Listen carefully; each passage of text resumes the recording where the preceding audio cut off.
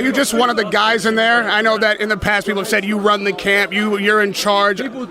People talk so much shit about me. It's crazy. It's crazy. Like, if I'm someone that runs, like what you said about, like, am I being myself now? I'll just always keep it 100. Like, if I'm someone that runs my camp, I'm not going to change that. I'm 2-time heavyweight champion of the world. Why am I going to change that? Like, why am I going to go to Derek and be like, yeah, everything I've done, forget it. You go and take lead. Like, I've always let my coach lead. Like, whatever he thinks he should do. Ask Derek. The only thing I will dictate on is me wanting to do more. So that's probably the only thing I'll ever ask him to do. Oh, can we do one more round on this? Can we do one more round on that? Like, I'm not dictating writing out a program like at 8 o'clock at night when I should be in bed resting. It's like, people just talk a lot of shit about me.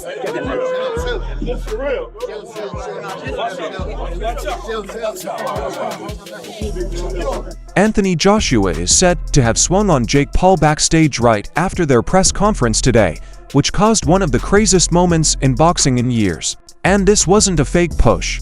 It wasn't a planned push for a race. It was really hot. The kind that blows up when rude comments go too far. Let's start at the top. Today was the first official press meeting for Jake Paul vs. Anthony Joshua, a matchup that no one saw coming, no fan asked for, and no expert can explain clearly. There was still a lot of talk about it right away because Jake Paul didn't show fear. He didn't treat her with honor. He didn't even seem scared. Instead, he added to the false beliefs that everyone already thinks he is. Sitting down and you were locked in on him. You were zeroing in on him. I would imagine maybe one of the first times you've seen him in person. Oh, that chain. Okay, what was It's nonsense. Chain is nonsense. I'm like, give me. You're going to war, maybe this is how it's going in your head. Perhaps the chain on the line as well. I'll put the chain on the line. Chain on the line. I'll put the chain on the line, but you gotta put something on the line. Jake began shooting at Joshua as soon as he got the mic. Not shots for fun. Jake told the dangerous heavyweight that he would knock him out, and the room changed right away. Fans were having fun. People in the field were shaking their heads. Even AJ raised a lip and asked, "Is this kid for real?" I'm knocking this guy out, becoming the CEO of Matchroom Boxing and changing the plans, and it's going to be me versus Tyson Fury next year. Yeah, if I'm going to be honest, I'm going to break his face, I'm going to break his body up, I'm going to stomp all over him. That's my mentality, right? That's a fighter's mentality, and I know what's in my heart, I know what's in my mind, and I'm here to compete. I'm here to prove myself that I'm the better fighter, so I'm looking forward to it, and I'll do that until I finish fighting. Anthony Joshua, on the other hand, kept his cool at first. Straight back, deep breaths, and the traditional AJ focus. Jake kept stepping on the gas. Though, when Joshua tried to answer politely, Jake pushed right into his face and started talking over him. He talked about Joshua's losses and said he would reveal him. After getting angry, AJ shot back and said he would hurt Jake's face in the ring. That's when the tone changed totally. This is going to be the toughest fight of his career. Shut up, relax. The most embarrassing fight of his career. Go chair across your face. Yeah, I think he's about to cry. Then there was the face-off, which visually showed the whole thing in one shot. Jake Paul is no longer facing Tank Davis. Jake isn't the bigger guy here. Jake looked like a middle schooler when he stood in front of Anthony Joshua and faced the team captain. You look forward to facing off with Joshua. To break down the face-off, what do you think about his size? Did you say anything? Did he say anything? No, we didn't say anything, but he looks intense, focused, locked in. He's obviously very, very tall. Looking up, my tallest opponent. My eyes are at his, chest level. But yeah, he's locked in. I'm locked in. I don't think there's fear in his eyes or in my eyes. Yeah, Jake, tell us the difference between your face-off with Gervonta, where you're a head taller looking down, and now looking up at Joshua. No, it's surreal. All of it is very, very funny, and my neck started to hurt after looking up for a little bit. But this is what we signed up for, and he's very tall, but that means I can use my speed and my size to my advantage as well. The change in size was crazy. People who were there were saying things like, "Bro, this is a mismatch." And Jake is really crazy about this, because the truth is that he is. In this fight, Jake Paul is going up against an Olympic gold medalist, a former heavyweight king, and one of the hardest punchers of our time. Still, Jake kept the energy high by not looking away, not taking a step back, and not stopping talking. And that confidence followed them right into the backroom area, where everything went off the rails. What is it about his game, though, that makes you confident that you can shock the world and beat him? I think the last time we saw this man compete, it was at Wembley Stadium fighting Daniel Dubois for the heavyweight championship. He's not someone who's past his prime. He's not someone who's over the hill. And yes, that fight didn't go his way, but he's still very much in the game. He's one of the best heavyweights in the world. What is it about his game, though, that makes you confident that you can shock the world and beat him? Yeah, look, he's one of the best heavyweights ever. But I believe that fighting a smaller man is oftentimes harder as a heavyweight because of the speed difference and because of the foot speed, because of the angles, because of the head being off of the center. And so all of that power is great, and he's knocked people out. I just have to avoid that one shot for 8 rounds, and I believe that I can do that. There is video going around everywhere right now that shows Jake having more to say. When he and his opponent walked to the back after the press conference, Jake knows AJ can't block him. His only chance to win is in his mind, but even that's not likely. Things were different this time, though. Jake said something. Even though the cameras didn't pick it up, Anthony Joshua was very angry about it and swung at Jake right away. Right away, security jumped in and grabbed both fights. They pushed AJ back, Jake into the wall, and then the room was locked down. Once security put them apart, their teams were yelling across the hallway. Jake's side said AJ wasn't acting like himself. Joshua's side says Jake showed disrespect to a winner. But there was one thing that was sure. Jake caught lots of attention when he wanted it. Remember that Jake Paul wasn't meant to fight Joshua. At 135 pounds, he was set to meet Gervonta Tank Davis. A whole different world, a whole different size, and a whole different fight. That fight fell apart overnight, though. After Tank's latest legal mess, Jake's rise ended all ties with Tank's ex-girlfriend right away after she filed charges for battery and kidnapping. It wasn't going to happen while that person was being investigated. Yeah, he just represents everything that's wrong with boxing, unprofessionalism, and he's getting what he's reaping what he sows. But I hate working with people like that. He stands everyone up, film crews, everything. Doesn't do any promotion, doesn't do any posts, but it is what it is. And I'm actually glad this all happened this way so that he doesn't get, biggest paycheck of his life. It just needs to be a piece. The fight was over right away, and Jake was angry that he had to miss another big moment. He started looking for a bigger opponent. Then the name Anthony Joshua came out, which shocked everyone. The Joshua thing is crazy. Is that a real conversation? Jake's a fucking lunatic, and it's probably real. I saw Joshua knock out Francis Ngannou, and the guy was like out cold for 5 minutes. And this is a guy who had never been knocked down, let alone knocked out. If he steps in the ring with him, and actually a bell rings and there are punches thrown, every bit of Jake Paul is not a real boxer conversation is gone forever. For months, Jake had been talking about Joshua and saying that he could reveal him. Until Joshua's team actually called. Everyone laughed it off as a joke. Why? AJ once said, "What's the point of the fight between two great boxers if no one cares?" Jake brings the looks and Joshua brings the skills. Everyone wins. I think he is a smart operator. I think he's managed to put a good team around him to help him achieve his wildest dreams. But in short, I think he's a smart young man. I'm gonna come to fight, and by the way, there's no stuff in the contract that says that I can't do this. I'm come to fight, so that's what he wants though. So it's not crazy. He's getting what he wants. It's not crazy. That's what I said. I don't think Jake's crazy. He's a realist. He's a logical man, and he wants to fight. He wants to fight good fight. Jake called me directly. Called me. He didn't call my team. Jake called me. I said, okay, no problem. Easy money. Not easy money. We'll see. I'll let you know December 19th, December 20th. Outside of maybe the financial reward, what is the value in fighting Jake for you? What's the motivation in taking this? So you got ability and you have marketability in boxing.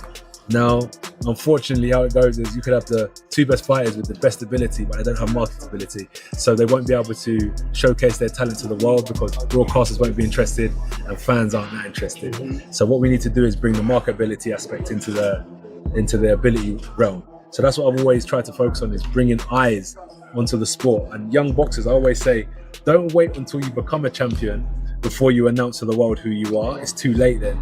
You need to get people following you. So by the time you're a champion, everyone's ready to buy a ticket. I want to see this guy, he's in town. And that's why we need to bring the marketability aspect. So I looked at it and said, wow, this is a great opportunity to showcase myself to the whole world. God willing, our prayers are answered and I get the job done and I hurt Jacob's spectacular fashion, but get a victory. All that market then comes over to me and I can focus on other fighters that have pure ability that need this promotion that I can bring to the table. Joshua is getting the best press of his career for a fight he thinks will be easy. People will watch because Jake is Jake, and the sport grows because this fight will get people's attention. There are millions of new eyes and watchers. People who say AJ is wrong for taking a fake fight need to remember that this is business, not pride. What do you say to the people who say Anthony is ruining his legacy just by taking this fight? Fans don't respect what he's done in the sport already. He's an Olympic gold medalist, 2-time unified heavyweight champion of the world. I sort of sympathize with him because I feel like if he doesn't beat him quicker than he beat Francis, people are just going to write it off. I'll ask you bluntly, have there been any discussions about there's an agreement, there's a secret contract? Have any of those discussions happened regarding this fight? It's an 8-round professional fight. AJ wouldn't have taken it if that was the stance it had to be, if it was an exhibition, if it was you've got to hold him up for 8 rounds. It wouldn't suit Anthony Joshua. Anthony Joshua is going in there to knock out Jake Paul. Let's tell it like it is. Joey Joshua is stronger than Jake Paul. Not by any means, not with any teacher, not with any game plan, and not with any miracle. Not even Tyson Fury, who joked that Jake would win just to make things interesting, agrees with them. There's been some talk about possibly Joshua using Jake Paul as a tune-up to fight you. What are your thoughts on that? I don't know about tune-up. I think Jake Paul knocks him out. Seriously? Yeah. Why so? What impresses you about Jake Paul? I just think Jake Paul would knock AJ out. I think AJ's a spent force, and I think Jake Paul's on the rise. And I like his new heavyweight look. Bit chubby, bit bulky. Some people think that Joshua might use Jake Paul as a warm-up for your fight. What do you think about that? I don't know anything about tune-ups. I believe Jake Paul knocked him out. That's it. Yes. Yes. Why is that? What does Jake Paul do that you like? I believe Jake Paul would beat AJ. I believe that AJ is a spam force and that Jake Paul is on the rise. I also like his new heavyweight look. A little fat and big. If I can beat Jake Paul, then excuse my French, what the fuck is Anthony Joshua going to do to Jake Paul? I think my dad said that AJ could beat him with his prick, and I completely will back that up. Even if AJ had a broken arm in there, it still wouldn't go past a minute. To be quite honest with you, and as a safety aspect, there's no way that fight can go ahead. At the end of the day, my God, how good does it make me look? He gets beat by Jake Paul. Well, that automatically makes me 2-time heavyweight champion of the world, doesn't it? There's no proper way. I've got to laugh about it. How are we even talking about this? He got his nut boxed off by me a little over 2 years ago, and now all of a sudden he's talking about fighting Anthony Joshua. It's like, come on. Like, you can't be serious. He can't beat me. I'm not Anthony Joshua, am I? So it's just ludicrous. It really is. Joshua is bigger, stronger, smarter, more skilled, and has more experience. He hits harder and faster, and Jake has never seen someone with better timing, footwork, or calmness in the ring. No, this is not a wash boxer. This person is not an MMA boxer. This is one of the best heavyweights in the world right now. He knocked out Francis Ngannou and has fought the hardest hitters of this age. The damage that's going to be inflicted to him. Boxing's a dangerous, dangerous game. Your brain isn't supposed to rattle around in your head, particularly the way it's going to for Jake Paul when Anthony Joshua starts letting those punches fly. It's going to be brutal. It's going to be, I hope they've got some real good paramedics close by because it could be that bad. Anthony Joshua made one thing very clear. Even though this is just a tryout, the deal doesn't say I can't hurt his face anywhere. And it's not a warning when someone that's strong says something like that. That's a promise. Fans are really scared that Jake might hurt himself badly. There are people who think the fight shouldn't even happen. Some people say this is the first time Jake has put himself in a situation where the risk could really change his life. If Paul has lost his mind, this is probably the worst mistake of his career. Even in the poster, you can see this is a David and Goliath story here. I mean, there's times where I thought Jake is a cruiserweight. There's times where I thought even he could be a light heavyweight. And now he's stepping in with one of the most chiseled, bona fide heavyweights in the world right now in Anthony Joshua. I'm about to break the internet over Jake Paul's face. I'm not sure if that makes any sense, but it sounds fucking demented terrifying. And speaking of the insanity of this thing, here is what the first line is. Jake as a plus 800. I have a feeling that's going to shift even more toward AJ. AJ's the 18-wheeler going 90 down the straightaway, and Jake is in a f***ing golf cart going 10 miles an hour, headed right back at the 18-wheeler. It's going to be freaking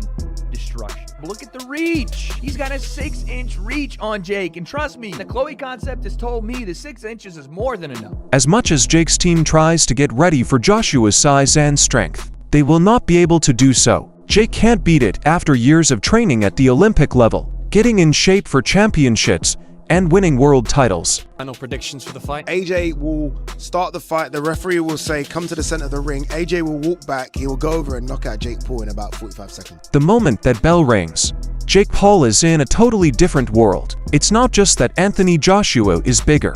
He's a full heavyweight who has fought all over the world. Joshua won't rush or make the mistakes Jake needs, so Jake can only move and jab to stay alive. AJ is going to wait and lead him down. When Jake slows down or gets caught on the ropes, Joshua will let go, and things will change. Power doesn't go away just because this is a show. There is nothing in Joshua's deal that stops him from going for the knockout. He has already said he won't hold back. It doesn't matter how much Jake's team trains, there is no way to get ready for a heavyweight who beats natural giants. Jake might land an early blow, but Joshua has taken hits from much stronger fighters. In reality, this fight is only going to go one way. Joshua was setting the pace, and Jake was just trying to stay alive. Eventually, the difference between them became clear in the most brutal way possible. Thoughts on the Anthony Joshua and Jake Paul rumors? They're getting obviously really strong. I mean, I kind of want Anthony Joshua to fight him because he's gonna earn a lot of money, and I don't even, you know what, matter of fact, I don't even want to see Jake Paul knocked out because I think he's good for boxing. I think he brings a new eyes to the sport. I think he brings a good energy, so I'm not even hating on Jake. One thing is true, despite all the bad things said about it. Thank you for being brave. Jake Paul is fighting a man that no one in his weight class would even think about going up against. He's taking a risk even though he knows he won't be able to, which takes guts. It depends on who you ask if it's stupid, risky, or brave. It is, however, unquestionably brave. Golden cockerel, as you call yourself, as well as the problem child. Talk about that delusional optimism. Do you really, truly believe that you can go in there and beat this behemoth from British boxing? Yeah, without a shadow of a doubt. 100%. Self-belief is the most powerful thing in the world. And it's been there since my first fight, my second fight. Wasn't supposed to be Nate Robinson, Ben Askren, Tyron Woodley, the UFC champion with hammers in his fists. Not supposed to beat Silva, the list could, Mike Perry, the king of violence. All easy work. I know this is much more challenging, but I know what I'm capable of in the gym, and I know that my team knows what I'm capable of and entrusting in them, and this is going to be fun. I want him to cut me up. I want him to break my face, but guess what? He's going to have to kill me to stop me, and I'm ready to die, seriously ready to die in the ring to win this fight. Seriously ready to die. Seriously ready to die. We're all born to die, baby. Thank you very much, gentlemen. Cheers. Jake wants to make everyone crazy. For the boxing community to finally give him their full attention, he wants to show that he's more than just a YouTuber. But the truth is that this may be the peak he can't climb. There is only one person I want to fight. Anthony Joshua. I know I can beat him. I'm sure I'll get knocked out. Yes, he's stiff, doesn't have a chin, and isn't skilled. I love you, Anthony. Even though we're all friends, I'm going to fight you. It's going to happen. A lot of people will lose to me. I'm not going to beat David Benavides. That's all for today's show. Don't forget to like, subscribe, and click that bell icon if you liked it so you don't miss our next movie. And don't forget to leave a comment with your ideas. We'll see you in the next show, so stay tuned.